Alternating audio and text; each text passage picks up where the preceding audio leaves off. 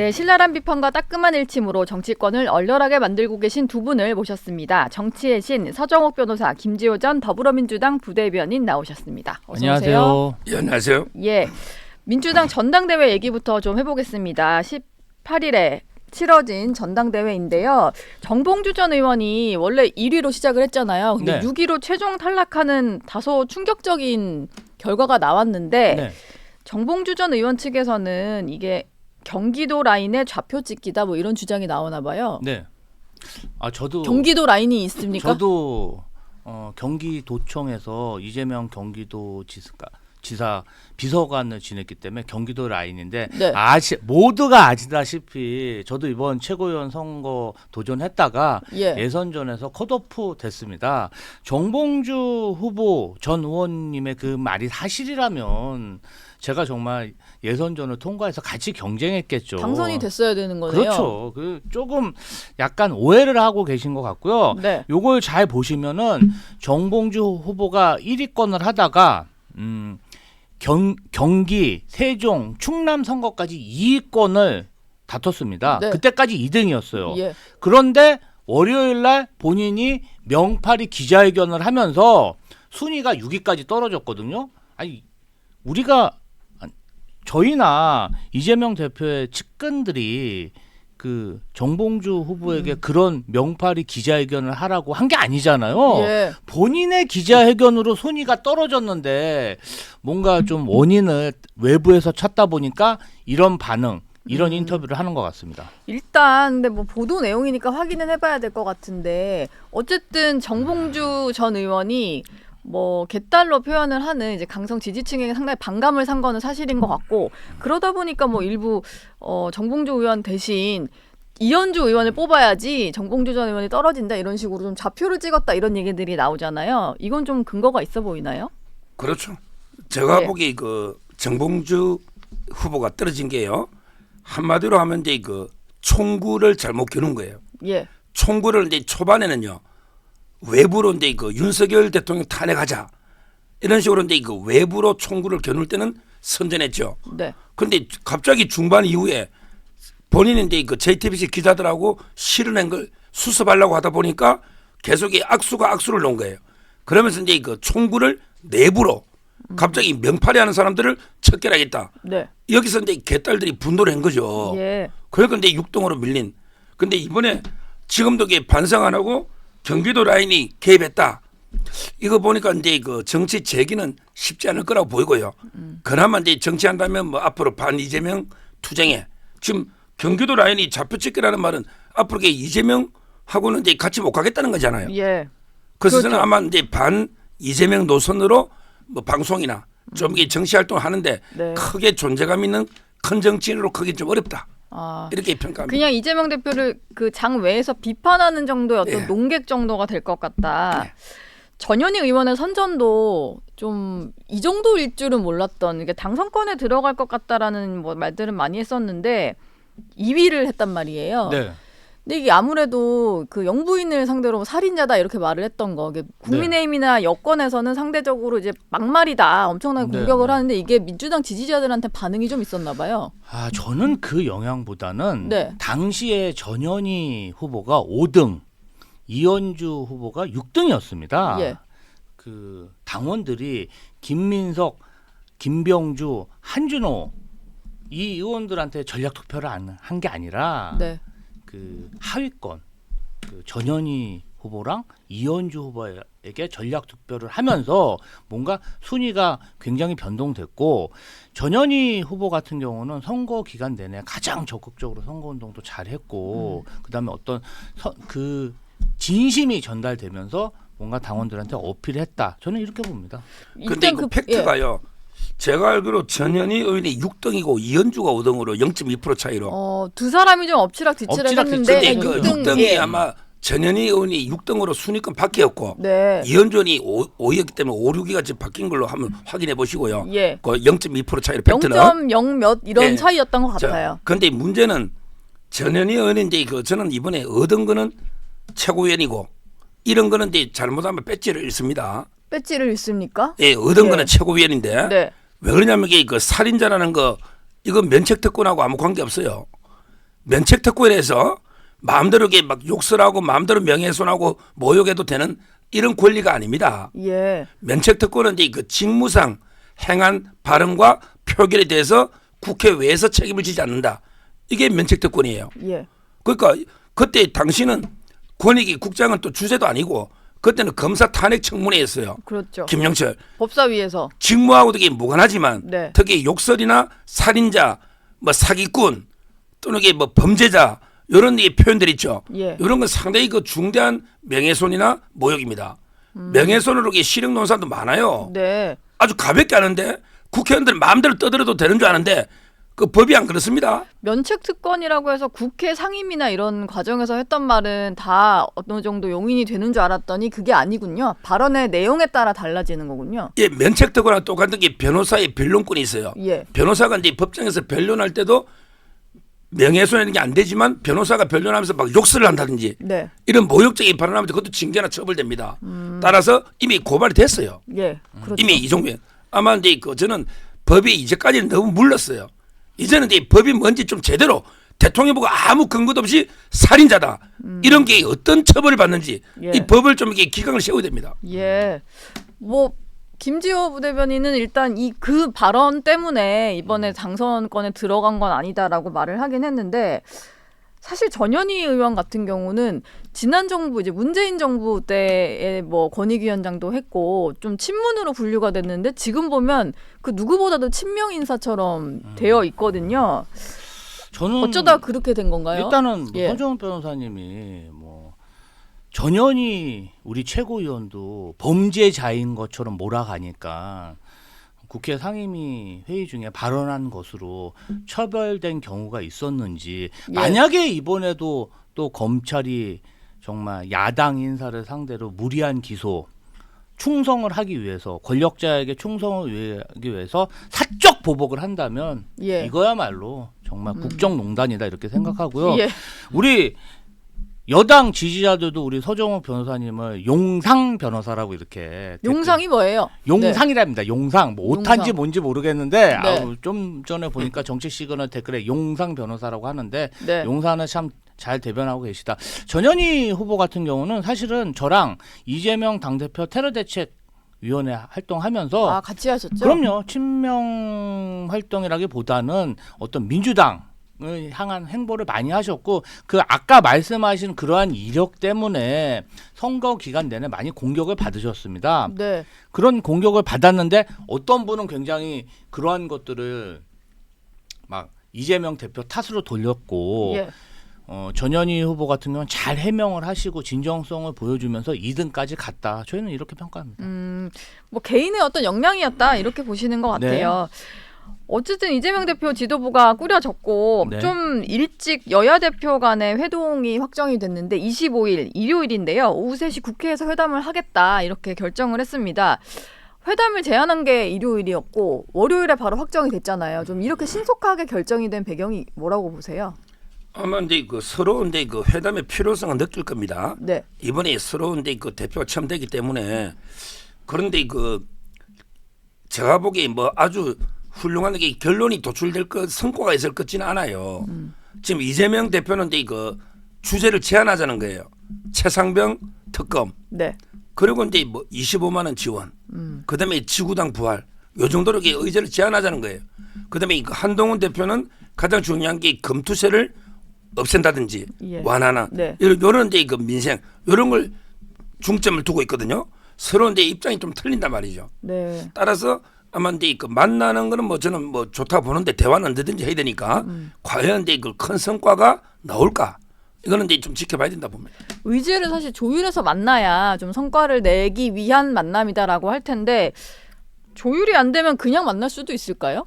그냥 각자 하고 싶은 안건을 가지고 다 논의해보자 이런 식으로? 일단 만나기로 했기 때문에 네. 만남은 이루어질 것 같고요. 일단 지금 이제 전당대회 끝나고 여러 발표된 여론조사에서 국민의힘이 좀 다소 밀리는 예. 그런 형국이잖아요. 네. 그러다 보니까 한동훈 대표 입장에서는 사실 지금 여당 대표로서 특별한 존재감은 못 보여주고 있습니다. 이런 면에서 본다면 이재명 대표와 회담을 통해서 본인의 존재감을 보여줄 그런 기회인데 사실은 실적에 대한 압박, 뭔가 해내야 되는 압박은 한동훈 대표 쪽이 더 크다고 봅니다. 예.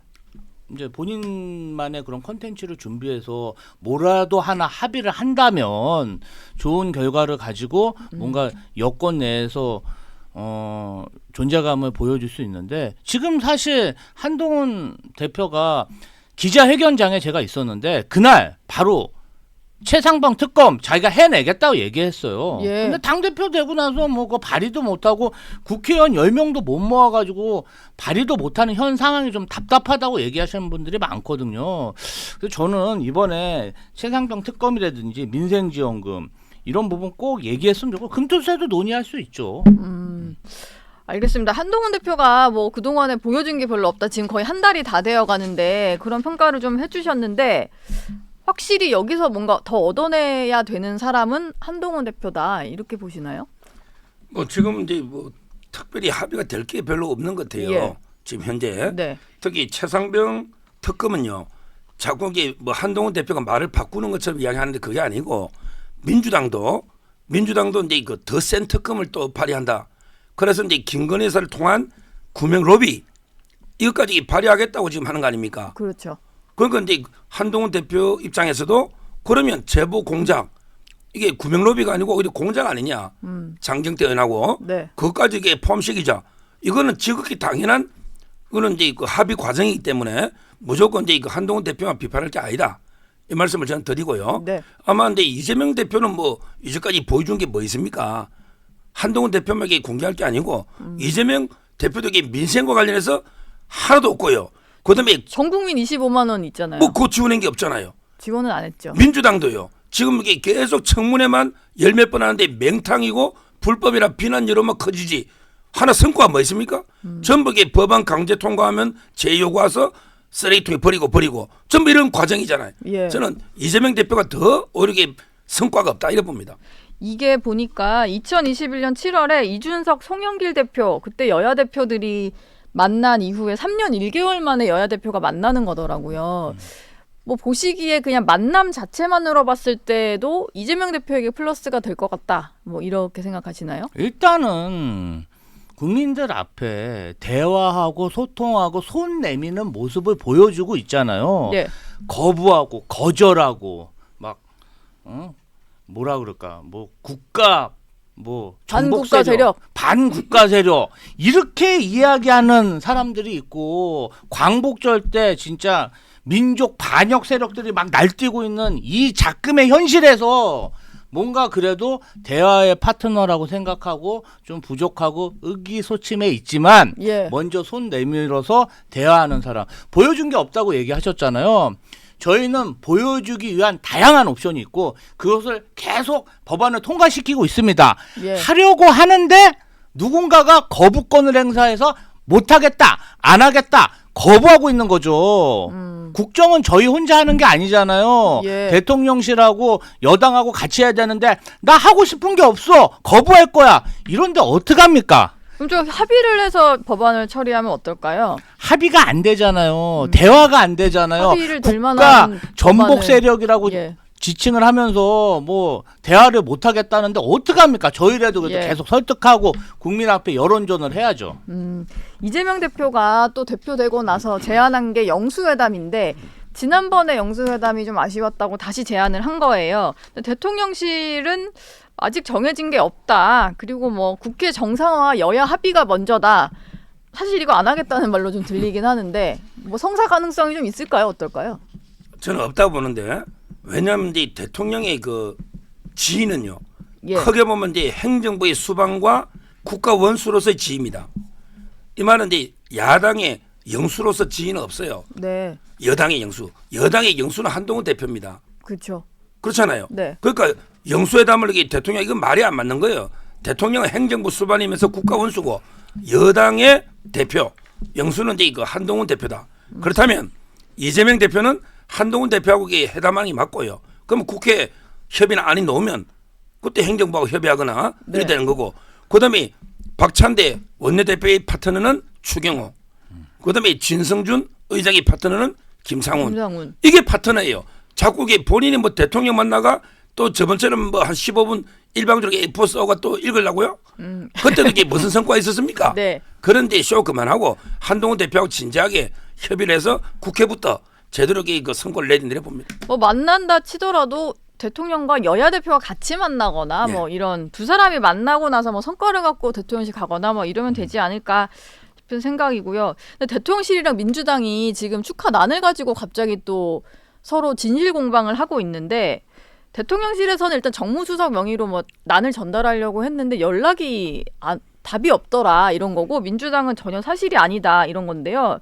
누구 말이 맞는 건가요? 이거 뭐 진짜 논평할 가치가 있나요? 예. 그러니까 전당대회가 끝나고 비서실장 선임이 그날 밤에 됐잖아요. 네. 그러면 뭐 비서실장님이 연락을 못 받을 수도 있고 뭔가 좀 인선하는데 하루 이틀 시간이 걸리는 거잖아요. 뭐 이걸 가지고 정무수석실의 역할은 축하하고 여야 관계를 돈독하게 하고 소통하기 위한 거지. 이렇게 뭐 정말 작은 일로 진짜 유치찬란하지 않습니까? 이런 분들이 대통령실에서 정무수석실에서 움직이고 있으니까 네. 소통이 잘 되냐고요.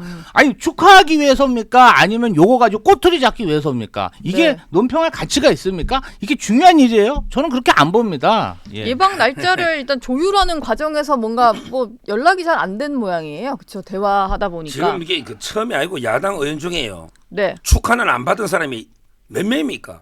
옛날에 축하는 다 보내줄 때 뭐 조국당의 사람들 뭐 사진 찍어쓰기 난을 버리고 밖에 내놨고 별의별 다 했잖아요. 예, 22대 국회 뭐 등원하는 날 예. 보냈는데 그런데 거부 운동이 있었죠. 예, 그런 운동이 있었기 때문에 아마 전화가 좀 늦게 돼도 저는 뭐 정무수석이 거짓말하겠습니까? 예. 그렇잖아요. 네. 뭐 큰 중요한 이슈는 아니지만 민주당이 그런 식으로 대통령실 무시한 거는 많아요. 아니 축하난만 오면 좋은데 검사 압수수색 영장이랑 항상 같이 날라오니까 야당 입장에서 얼마나 치가 떨리면 그러겠어요. 예. 좀 정치를 대국적으로 해주세요. 막 축하난 이런 거 가지고 꼬투리 잡지 말고. 아유. 알겠습니다. 이재명 민주당 대표가 이번 주에 25일에는 뭐 여야 회담하는 거고 22일에는 양산으로 내려가더라고요. 네. 문재인 전 대통령을 만날 예정인데 이게 전당대회 때 문 전 대통령이 축사를 보냈는데 네. 현장에서 좀 야유가 터져 나왔어요. 뭐 왜 그런 거예요? 일부 당원들의 생각이고 저희가 저희 전당대에서 국민의힘처럼 욕설을 했습니까? 아니면 의자를 집어던졌습니까? 네. 뭔가 이제 그분들의 마음은 솔직히 잘 모르겠어요. 너무 이제 행사 시간이 길다 보니까 지루하셔서 그랬는지 왜 그랬는지 모르겠지만 대부분의 민주당원들의 그런 생각하고는 좀 차이가 있습니다. 그런 행동이라고 보고요. 민주당원들은 우리 전직 대통령을 굉장히 자랑스럽게 생각하고 저희 최고위원실에 그 전직 대통령 문재인 대통령의 초상화가 걸려 있습니다. 그것은 이재명 대표 때 게시한 겁니다. 우리 국민의힘 전두환 대통령, 노태우 대통령 초상화 최고위원 회의실에 걸려 있습니까? 저 그거 궁금하네요. 아니 근데 거기는 걸 이유는 없는 것 같은데. 아니 네. 전두환 노태우의 후예 아닌가요?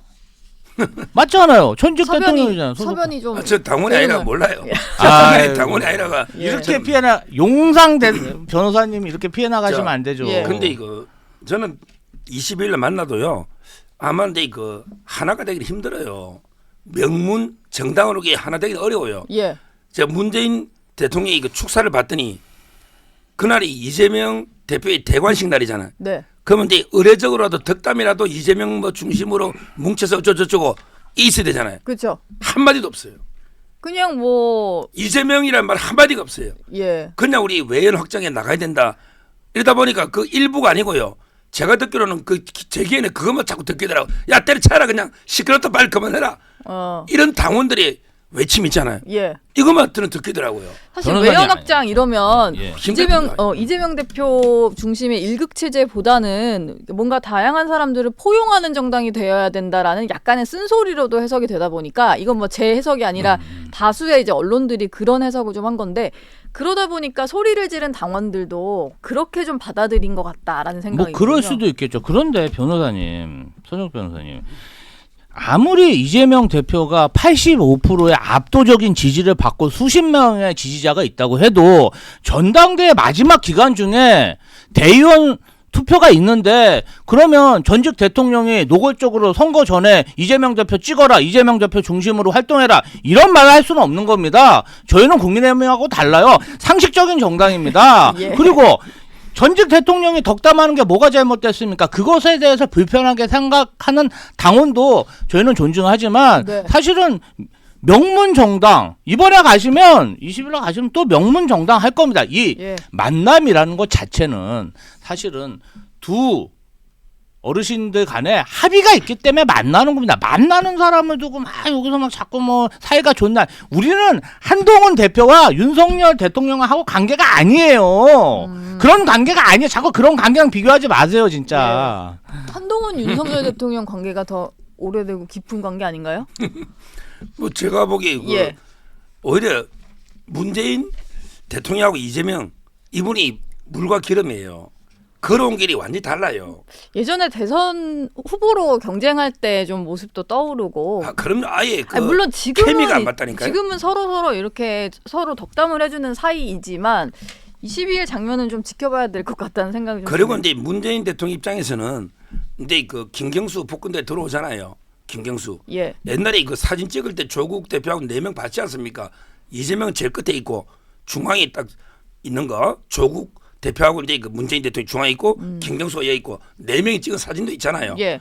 그걸 보면 그 문재인 대통령의 마음은 저 조국이나 김경수 이쪽으로 많이 가 있는 게 맞아요. 예. 이재명 대표하고는 이게 케미가 아예 안 맞다니까요. 네. 그런 환경이 틀려요. 예. 스타일이. 그냥 스타일이 안 맞다 뭐 이런 얘기인 것 같아요. 아니, 뭐, 사람의 어떤 성향이. 뭐 저기 한동훈 대표하고 윤석열 대통령 관계나 회복시키세요. 뭐 여당 대표하고나 잘 지낼 생각을 해야지 뭐 남의 당까지 뭐 그렇게 신경 쓰십니까? 저희는 그냥 저희끼리 친하게 잘 지낼 테니까 걱정하지 마세요. 근데 친하게 잘 지내셔야 되는데 보니까 지금 비명 행사라는 프레임으로 이제 낙천을 했던 친명 의원들. 행사. 예. 어쨌든 이제 비명계 낙선한 의원들이 모임을 하나 결성했던데 네. 이게 초일회입니다. 네. 아직까지 뭐 어떻게 활동하겠다라는 말을 한 적은 없는데 이 성분 자체가 낙선자하다 보니까 네. 약간의 비명 모임이고 조금 활동 자체를 이재명 대표를 좀 겨냥해서 좀 비판적인 목소리를 내는 활동을 하지 않을까 이런 예상들이 나오거든요. 네, 민주당에서는 다양한 목소리에 대해서 존중하고 경청해야 될 그런 의무가 있습니다. 그래서 예. 이분들의 어떤 의견도 존중해야 되는데 아무래도 낙선을 하다 보면은 좀 정치 일선에서 정보도 적고 네. 그다음에 어떤 세력을 만들 그런 기회가 적어집니다. 그러다 보니까 정치적 재개를 위해서 모임을 만든 게 아닌가 싶고요. 어떤 콘텐츠로 현 지도부나 다른 민주당 지도자와 경쟁할지 저도 궁금합니다. 지금 이제 그 초일회가 저 취재를 해봐 물어봐 이름이 뭐냐 했더니 예. 초심을 일신 우일신한다. 음. 일신 우일신이라는 게 옛날에 그 중국의 상나라, 은나라라고 합니다. 상나라. 예. 거기에 세운 탕왕이 세수할 때마다 세수 때 일신 울신 날마다 새로워진다. 이거는 이제 새긴 거거든요. 네. 그러니까 이 초일이라는 거는 초심을 일신 울신한다. 근데 이 초심이 뭐냐? 본인들이 발표했어요. 좋은 대통령 만드는 데 노력하겠다. 그러면 이게 좋은 대통령이 이재명일까요? 이재명 대통령 만들기 위해서 이 모임 만들었을까요? 좋은 대통령은 이재명 빼고 다른 사람. 아직은 김경수를 공개 지지는 아니에요. 김경수든 김동연이든 예. 뭐 누구든 이재명만 빼고 좋은 대통령을 만들기 위한 이 모임이 초일회다. 이렇게 보면 돼요. 아마 그렇게 활동을 할 것 같다. 그렇게 정말- 본인들이 그랬어요. 좋은 대통령을 만들기 위해서 예. 한 달에 한 번씩 우리 모이자. 예. 이미 6월 달에 모였어요. 알겠습니다. 이분들 활동도 앞으로 좀 지켜봐야 될 것 같고요. 이재명 대표는 일단 뭐 연임에는 성공을 했는데 관련된 사건도 7개나 되고 혐의는 또 11개나 돼요. 지금 진행 중인 사건이 또 더 있다 보니까 법인카드 유용 혐의는 또 추가 기소될 가능성도 제기되고 이런 상황인데 이 사법 리스크는 어떤 당내 리더십 지키는 데는 문제가 없을까요?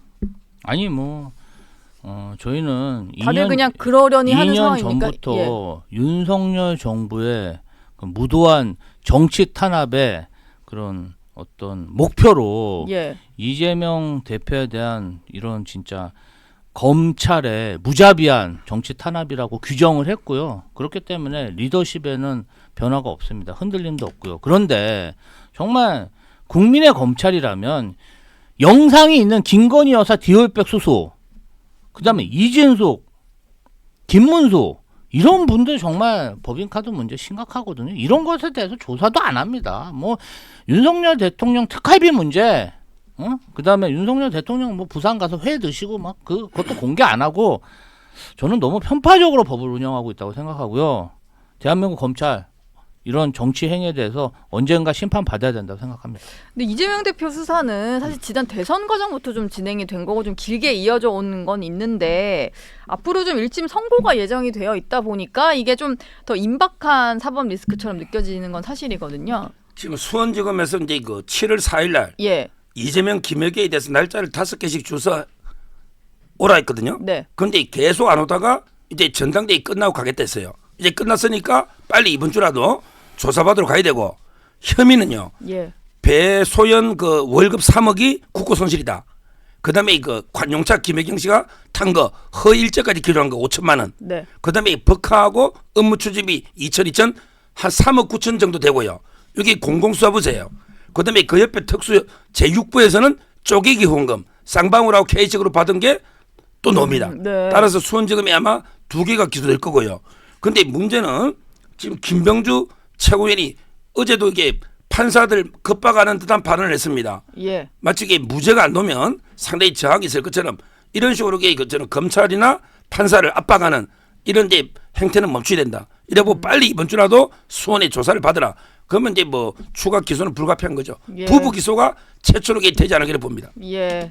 알겠습니다. 뭐 사법 리스크 얘기까지 한번 말씀을 나눠봤고요. 두 분 얘기는 여기서 마무리하겠습니다. 고맙습니다. 감사합니다.